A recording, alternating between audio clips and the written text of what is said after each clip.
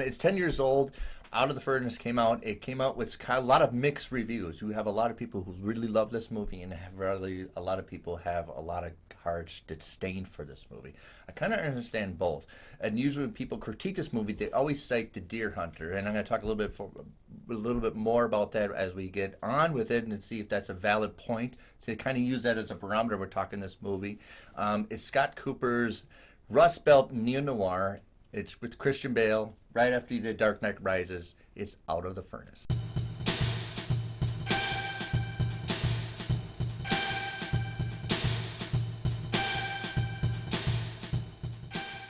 Welcome back to the show, everyone. I'm one of your hosts, Kyle Goethe from GoatFilmReviews.com. Hi, everybody. I'm Nick from the St. Paul Filmcast. Thanks for finding us. Thanks for watching. And for our loyal fans, thank you for continuing to support the show. You can follow the show on Twitter and on Instagram.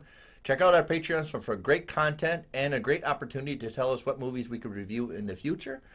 Both Kyle and I are members of the Minnesota Film Critics Alliance. Check out that webpage for critics' reviews as well as ours. And today we're talking about a movie that just turned 10 years old, Out of the Furnace. After a 5-year stint in prison, Russell Bays returns home to find his father has passed, his girlfriend has moved out, and his brother, a vet with a betting problem, has gotten involved with the wrong crowd. Now, Russell has to decide between risking his freedom or moving his life forward. Okay, so this movie started as a spec script with Leo DiCaprio and Ridley Scott attached to make it, if I understand right. Yep. And then with scouting, I think Scott Cooper was part of the scouting, and eventually he's like, let me take a stab at it, and did some redrafts, and then he took over the entire production, and that's why I think Ridley Scott and Leo are producers of this movie. Yeah, it always catches me off guard when I see like those kinds of names as producers, but then you have to remember, they probably stepped in for a while and things didn't work out. Scott Cooper had done some writing before. It's actually interesting. I think the first thing I ever saw that had Scott Cooper attached to it was Austin Powers 2. That's right. He plays the redneck in the Jerry Springer version at the end of the movie when Scott Evil and his dad are meeting. He plays the redneck in that scene. I have to go back and see that. I had to go look it up after the fact because I was like, wait, Scott Cooper, what?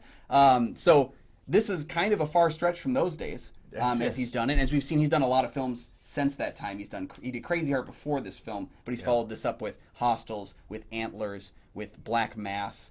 He's been working really hard. He just had that film on Netflix, The Pale Blue Eye. Another one he worked with Christian Bale. Yeah. And I'm always a supporter of Black Mass. I know it wasn't a critic darling, but I really appreciate the movie. I thought Johnny Depp was fantastic in it. And that's the thing is, Scott Cooper gets a lot of good acting performances in his movies, and we'll get a little farther into this.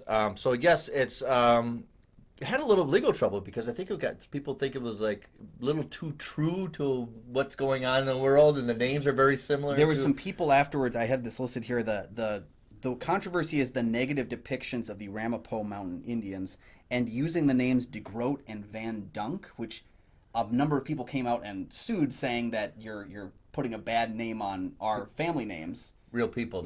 Real people. But this was actually more of a coincidence because he never named these people by name. They threw out the lawsuit. It was this whole messy thing of like, and there were some changes made. It was a mess. It was in theaters. They changed a few lines of dialogue for the home video release because they didn't like how the connotations were being used. It'd be interesting to see which lines got changed because it's available now on Tubi. Yeah, there's a few. I saw a couple of lines that were changed, and it's like, maybe that ethnic slur was probably not the right word to throw in there. There's a couple of these adjustments where in hindsight, I think we were smart enough to move out of it.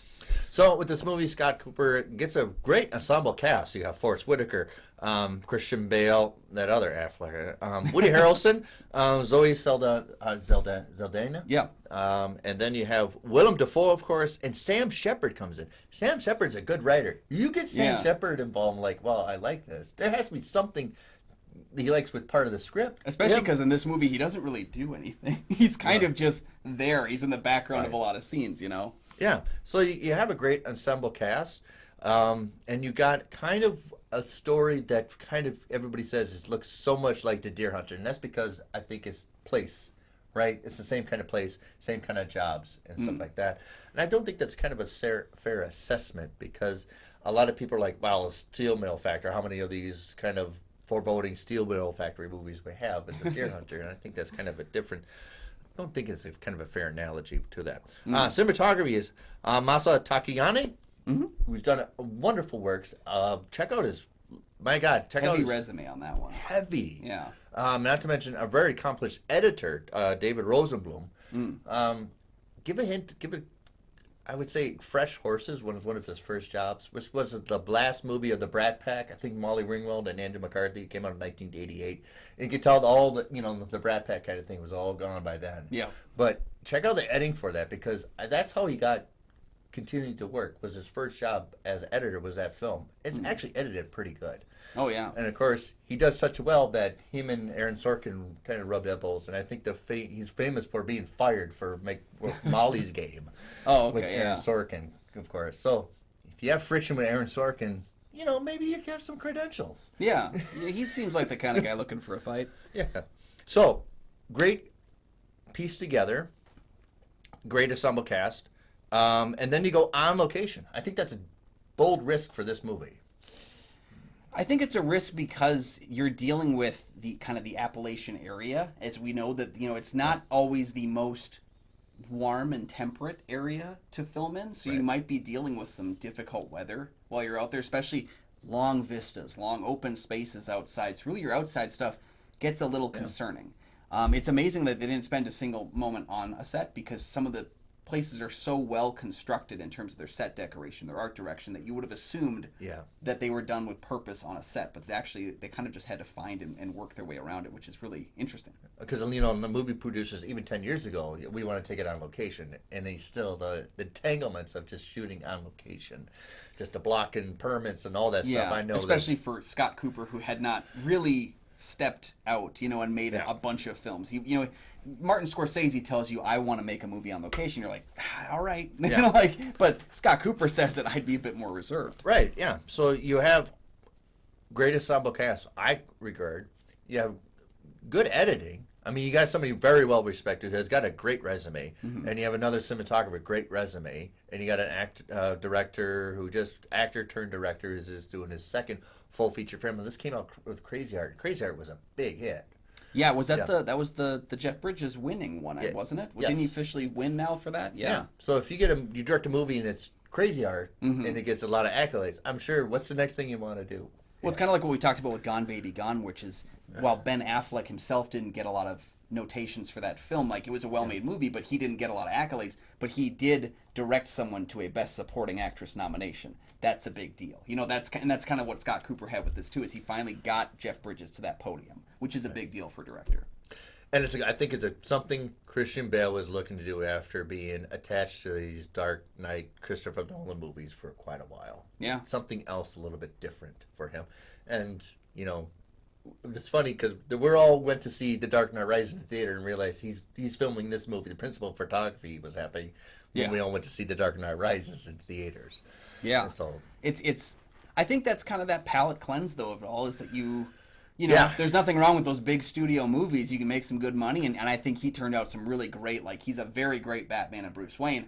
But when it's over, man, you gotta fine. You gotta maybe go down into the slums of West, the Pennsylvania or something like that. Instead of the high rise. And this is more heavy hitting material. I mean, we never had Bruce Wayne kill someone in a drunk driving accident and have to serve time. We never had that kind of stuff. And so this movie, as a figurehead, Russell Baze is our lead character who literally did something horrific.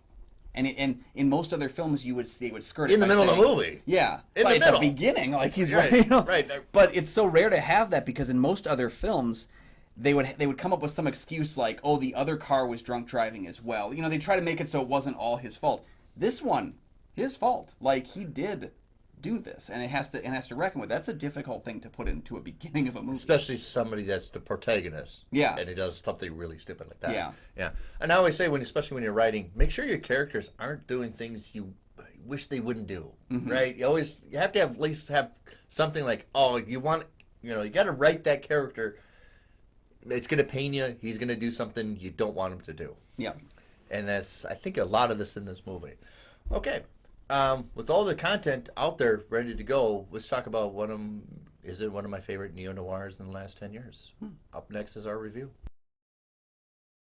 So this is a rewatch for me, and this is actually your first time seeing it. First time seeing it. So I always want to give the keys off to Kyle with his first time reaction. So Kyle, What did you think of Out of the Furnace? Well, once I figured out that it wasn't killing them softly, the Brad Pitt movie where he's holding a gun up from that same time period. Yeah, didn't that come out? That was about the same I think year. that came out in 2010, right? Yeah. Out of the Furnace, I can see all of the issues people are saying with the film. That being said, I think there are more strengths to it than weaknesses. I like the movie. I have to agree with you. There's some genuine flaws to it. Yes. That have to be acknowledged. But I love the gamble. I love the risk, and you don't get movies like this sadly, you don't get movies like this much anymore. Yeah, I mean, and again, you mentioned the cast. Wow. Oh. Right, Can I just again one more time? And it's not just the principals, but I wanted to take a moment to single out Zoe Saldana, who we have seen in the last 15 years. She's been in the Star Trek movies. She's been in the MCU. She's been a blue person. Yeah. She is a phenomenal actress, and it's nice to see her minus all the makeup just owning it. That scene on the bridge between the two of them is one of the most heartbreaking scenes. When he's trying to reconnect and saying we can go back and do this, get ourselves back on track, and she's already moved past it. And that is a heartbreaking sequence that I literally teared up watching it, and I was thinking to myself, I'm so happy that she gets time in between all these. So I love seeing her in franchise movies. Keep doing it, Zoe. I love you. But it's really great to see her doing these smaller where she came from. Studies. This is where the talents showed out a little bit, right? And this is, I love that Christian Bale takes risk, and this is a big risk after doing the Batman movies. Is somebody that's just a little bit repulsive. Yeah. And everybody has this kind of stain of repulsiveness to all of them. Yeah. Except for Zoe. Yeah. I mean, she is the light at the end of the tunnel. I adore her. Zoe, I love you. But then there's also, Willem Dafoe and Casey Affleck are two people who I've never seen together on screen, and yet seeing them kind of in their interplay. And they casted right. I know. Yeah. I'm not going to, Casey, right? But at the time, perfect match. Well, Casey Affleck's personal crap aside, he is a good actor. He's got some real awful things about his personal life. But Willem Dafoe and him have really great chemistry in the film. I also want to highlight Tom Bauer, who plays the bartender at the bar that Willem Dafoe runs. Tom Bauer is one of those guys.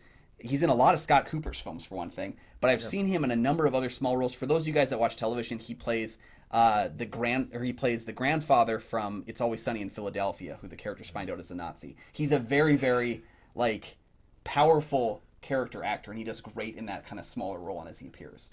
So I'm trying to figure out how to best analyze the script to everybody, and the best I can explain it, it feels throughout the whole movie, even with the characters, that it's the big events have already happened that we haven't seen. A lot. It's almost like a raging fire out in the campfire that we went to, and in the morning you see the little embers. It feels like that. It feels like the raging fire has almost happened, and the little embers are all battling to the last surviving. Yeah. And it feels like through an environment, the outfits, the way they talk, it's almost like everybody's exhausted. Yeah. The major things we're able to miss. It doesn't mean we want to see them. We understand that there's important stuff that's already happened, and it's the recovery, it's the reactions of how it's the effect, right? We don't really know the cause of it. We know it was, and everything is desolated, but we're watching all the little pieces of embers flay off. Yeah. I like to think of Scott Cooper as he does for the Appalachian Rust Belt film what Taylor Sheridan did for the neo-Western. Yeah. When they both kind of access this different part of American subculture that we don't look at, and they lift that veneer up behind that area. When we think of the Midwest or the Western areas, we don't always think about these crime-ridden stories, but because there's so much space and there's so much quiet out there, you can get a lot of that darkness in. I think as far as the script goes, it's a terrific first half. I think that first half of the movie is brilliant. With the one exception, I think the opening scene with Woody Harrelson is stupid, and it has nothing in the film when he's jamming the hot dog down her throat. It does nothing for me as a moment. I agree. The second half of the film, when he's searching for answers about where his brother is, I think the film takes a steep decline into been there, done that. It's old hat stuff, and it doesn't get really exciting again until the finale scene, because the finale scene asks the ethical question that we've been driving towards the whole narrative, which is when you've already got a record, do you ruin that record for pride? Do you go out there and take on that risk? I think the ending of the film is great, and it was actually a different ending than the original scripted one. Right, because I think every character is talking about that they're tarnished. Everybody's tarnished. Do you want to go farther with the tarnish, or you want to fix things? Yeah. And people are going to go far tarnished. I get upset with Woody Harrelson's character not because he's a bad guy, but it's so wooden. It is so, it's almost cartoonish. And there's nothing really behind it. I understand he's a force. That works in Halloween. Somebody who's a driving force that you can't negotiate with. But I would like something that I can ground him a little more humanistic. Yeah. To make him a little more sinister than just some walking time bomb throughout the whole thing. I'll use the phrase I used when we talked about Gangs of New York, and I said that Cameron Diaz was miscast, I think is the case here. The original idea was they reached out to Viggo Mortensen. Okay. And I feel like the reason he probably turned it down was because it would have been kind of similar to the character he played in like Eastern Promises. You know, kind of like that villainous role of that, you know. But that even has content to it. Yeah. There is nothing behind Woody Harrelson's character. But you can see how that character is written. You can see how Viggo Mortensen would have worked it. And I think it would have been a good choice. Yeah. The problem is I don't know that Woody Harrelson was cast correctly to play it, and I don't know that the script gave him enough. He's doing everything he can to make that the most villainous character that he can. In fact, when he got finished shooting his last scene, he hugged Scott Cooper and said, "I've never been so happy to shed a character in my life." Right. I can see that. Right. Well, I understand it because it needs a punch to it because you're doing a lot of beats that are slow and you need a driving center bad guy and the counteracting with the bad guy. But I want something behind it a little bit. Yeah. It's got that kind of surface level, he's a bad guy, but we don't really... The ways they show in which he's a bad person are things like the hot dog thing, where it's like, well, what's that just the point? shows he's an asshole. It doesn't show that he's a bad guy. Yeah. I know, I understand the Joker's motivations throughout the whole point. He just wants to create chaos. That's the whole point of it. But give us why he is such a feared presence, because when Russell is looking for him and trying to hunt him down and get information, everyone's like, oh, we don't talk about that. Kind of like how in Gone Baby Gone they had that same thing too, of like, we don't talk about what they're doing down the road. Right. That's interesting, but we never got his central, like, what makes him so feared. It just seems like most of what we get is that he's an asshole who probably does some illegal stuff. Right. And I think the most interesting character who needs more time is Willem Dafoe's character.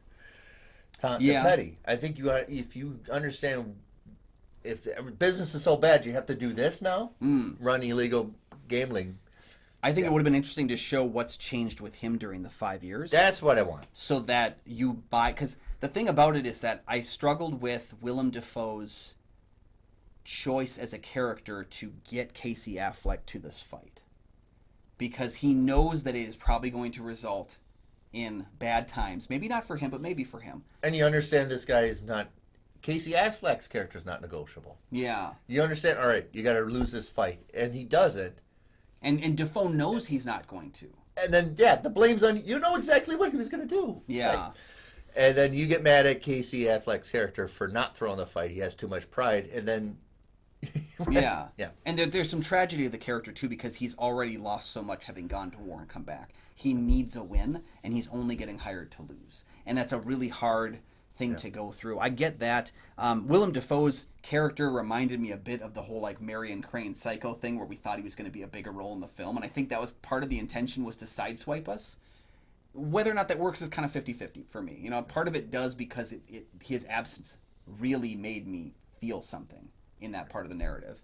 But it's tough. I would like to have a little more understanding that these people do these professions because there's nothing, a legitimate job, there's really nothing available. I think you have to emphasize that more.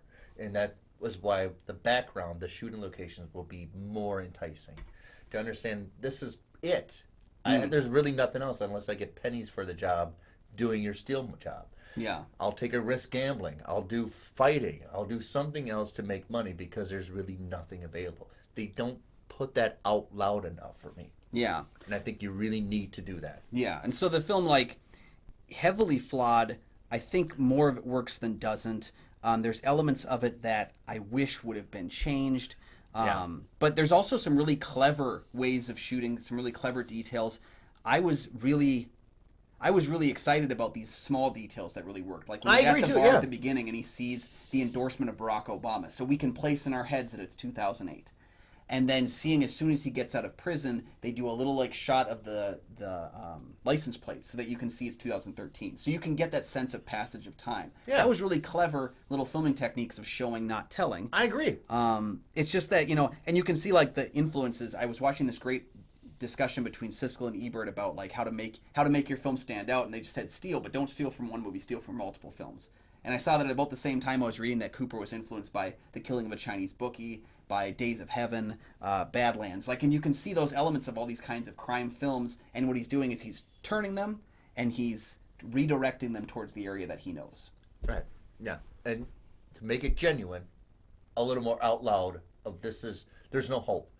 I would really want you to sell that. That's why I call it the Rust Belt Neo-Noir. Sell it that there's really nothing available. You're trapped in this outfit. Yeah. And I really would buy it more interesting. And I really want a little bit more from the antagonist. And Yeah. just some driving force. And I would say, as far as Cooper's screenplay goes, which is a rewrite of a Brad Inglesby screenplay, I would really like to have seen more in the second half that kept attention, that kept going. Give us some twists and turns in this journey before it ultimately is kind of abandoned in favor of this other ending. And then give us, I think, a better denouement. After that climax, the film ends immediately. And it just feels like it's something where we need to get the reckoning of what comes with the choices he makes. Yeah. And we don't get that. So there's things that don't work, but I like more of the film than I don't. And I would sell it as a neo-noir because all the characters are condemned. No matter what they do. Russell's character is condemned to handle this. Casey Affleck's character is not going to change. Rodney's not going to change. DeGroote's going to live by the weapon. He's going to die by the weapon. Everybody else knows they're going to condemn. It's just how you play out your cards. Yeah, and see, I saw very much as like how the Sheridan neo-western. I saw this as kind of the Rust Belt Western as a subject, because it does seem like Cooper is taking that and running with it. Yes. You see a lot of those elements even in his horror film Antlers, which I'm not a gigantic fan of. I thought it was pretty darn good. But like you can see the Western influences on totally. this movie about a deer demon. Yes, So, and I love that. I loved it. It's kind of refreshing. Yeah. I do like his chances, but I just flushed it out a little bit better. Yeah, so because now- I do like the details of it. Like you said, Yeah. you mentioned the details of it. Wonderful. Yeah, so I think as a second feature, it's a step down from Crazy Heart, because and the unfortunate thing is when you make a movie that is as well beloved as that one, your second film is going to be a step down no matter what you do. But it seems like he's got some good recovery with things like Black Mass and Hostiles and The Pale Blue Eye and Antlers. Like he's done some things that have risen up his level. I've got to watch a couple more of them because I have them in my closet and haven't seen them yet. So Yeah.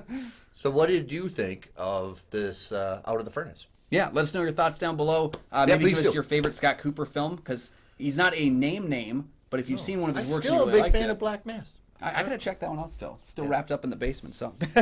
But let us know your thoughts on the film down below. We'd love to hear them. Yes, please do. Make sure you like and subscribe, and check out those links to the Patreon. We'd love to have some extra patrons join us. You can join for as little as $1 a month. And Nick, did you know if you join, you get that Road to De Palma series we've been working on? Yes! I'm It's an working on- episode we're of that working on it every hard, yeah. single month. You get our picks with Kyle and Nick. You get early access to our episodes. So if you were like, God, why'd I have to wait so long for them to talk about Out of the Furnace? You could have seen it yesterday or the day before. And if you don't like the movies we talk about, guess what? If you join the Patreon, you can have an opportunity to tell us what movies we get to Yeah, review. so if you've hated what we've covered this year, do something about it. And anyway, thank you so much for joining us. You can Really, find all my thank you. film reviews over at goatfilmreviews.com. Sincerely, thank you for watching. And you can find my show, the St. Paul Filmcast, anywhere you find podcasts.